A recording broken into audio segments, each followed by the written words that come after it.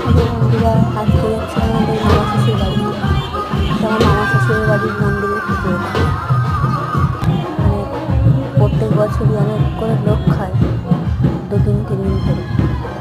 এই দেখো রাখা গোবিন্দ আছে এখানে, এখানে আছে মাসিতলা, এখানে তারামা, এদিকে আছে গৌরীতাইও আছে, এদিকে শিব ঠাকুরও আছে, এদিকে পার্বতীও আছে। এদিকে বাইরের সিজন মোটামুটি বড়, আর ওদিকে মা মনসার থানা আছে।